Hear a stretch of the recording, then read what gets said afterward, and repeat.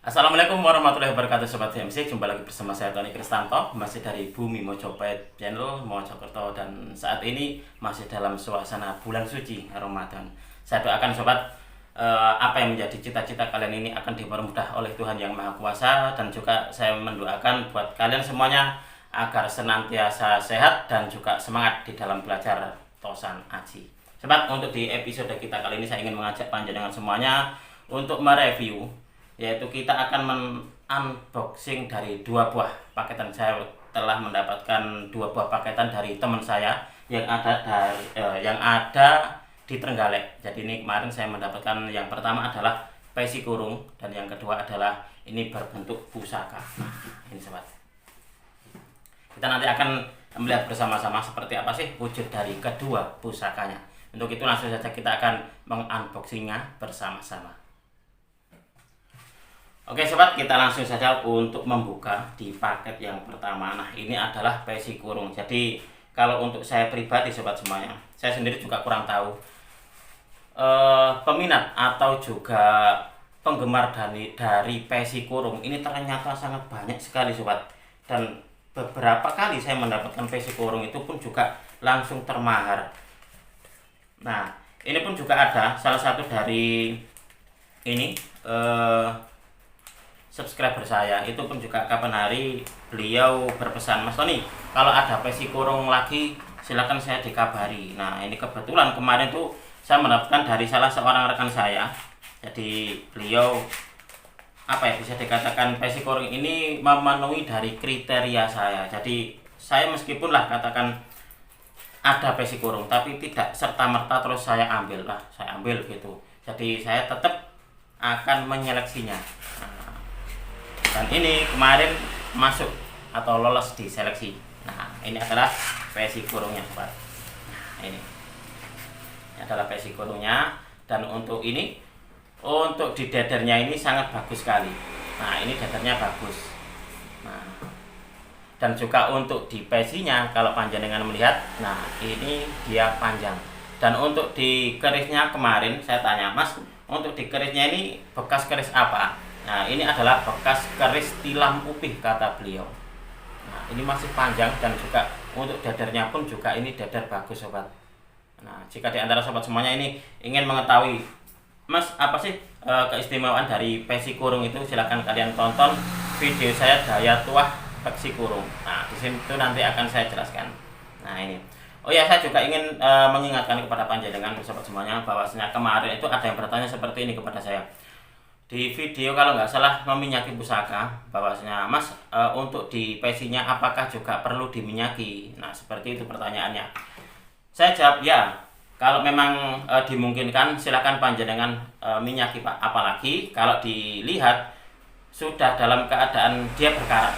Nah, karena apa? Karena dia kan ada di dalam peci sobat. Ada di dalam deder.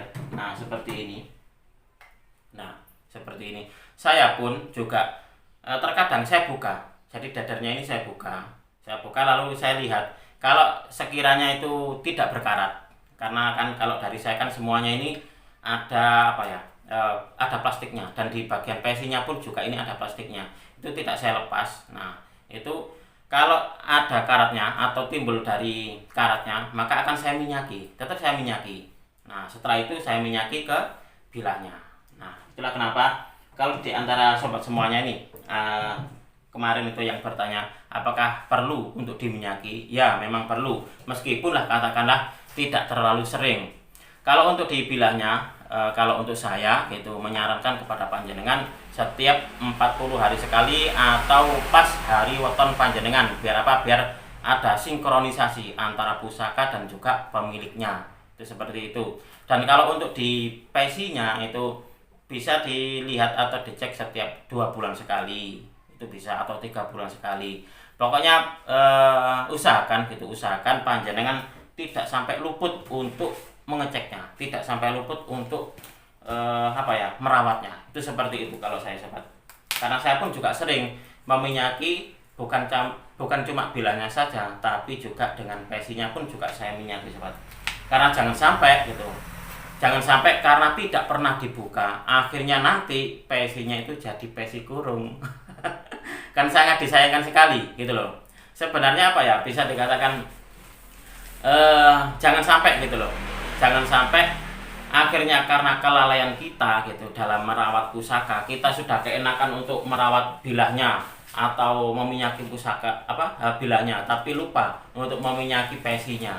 Nah, saya khawatirkan kalau panjenengan terlena gitu, terlena dan juga lupa, sering lupa, akhirnya nanti pesinya jadi pesi kurung seperti ini. Nah, setelah dibuka, itu patah dan terkurung di dalam dedernya. Nah, kan sangat disayangkan sekali. Dan ini pun juga saya sangat meyakini bahwasanya, karena apa? Karena kemarin tuh beliau juga menunjukkan kerisnya, keris tilam upinya. Ini loh mas kerisnya gitu.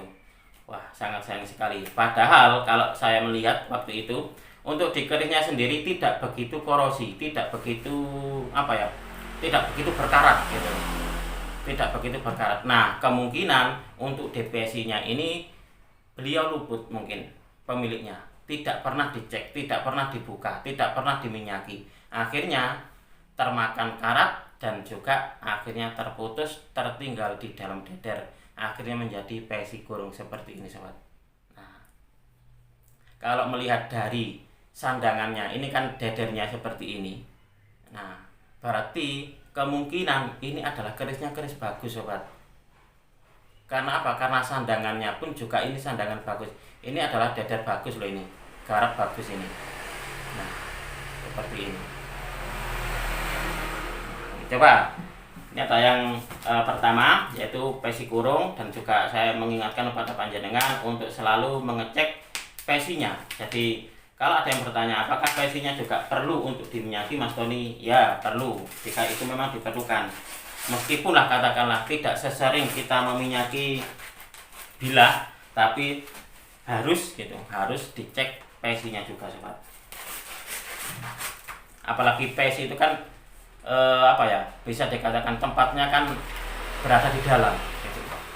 Jadi yang saya khawatirkan, apalagi ini masih musim penghujan, itu tingkat kelembapannya masih tinggi sobat. Nah, ini adalah yang kedua. Ini adalah pusaka yang kedua yang saya dapatkan.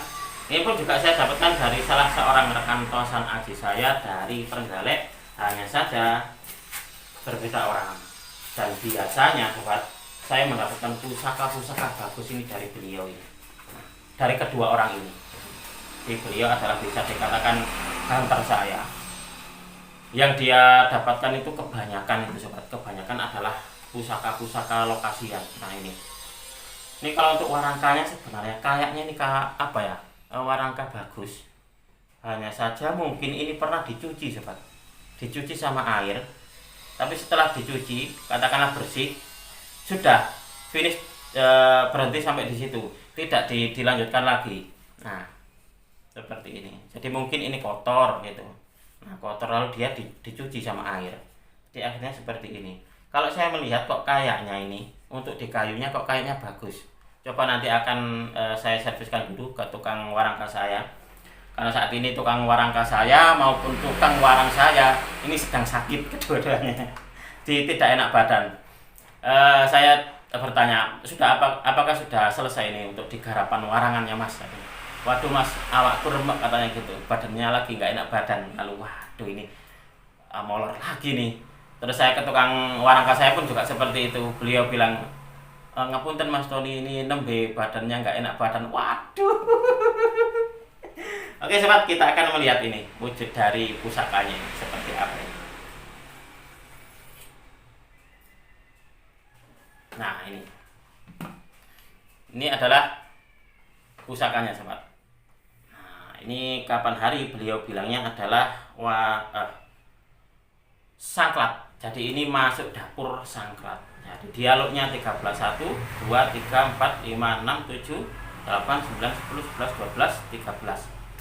Dapur sangklat dia ada lambe gajah dan juga ada jalannya. Jadi lambe gajahnya cuma satu. Nah, kalau dua itu namanya parung sari sobat.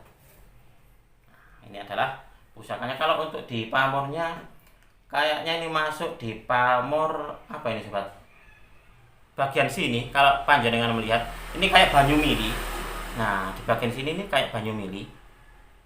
Tapi yang bagian sini, nah, dia ini kayak ngulit semongko, sobat. Ngulit semongko atau juga wos putah di bagian sini. Nah, seperti ini. Nah, ini adalah pusaka kedua yang kita review untuk di episode kita kali ini, sobat. Dan kedua pusaka ini saya dapatkan dari salah seorang rekan tosan aji saya dari kota Trenggalek. Keduanya dari kota Trenggalek. Nah, hanya saja ini berbeda orang, berbeda hunter. Oke, sobat, untuk di video kita kali ini mungkin cukup sekian. Saya harap mudah-mudahan video ini bisa sedikit bermanfaat, khususnya bagi panjenengan para pecinta tosan aji pemula. Apabila ada kesalahan dan juga ada kekurangan di dalam saya menyampaikan ulasan ini tadi, saya memohon maaf yang sebesar-besarnya. Dari saya cukup sekian, terima kasih dan wassalamualaikum warahmatullahi wabarakatuh. Harahayu, harahayu, harahayu.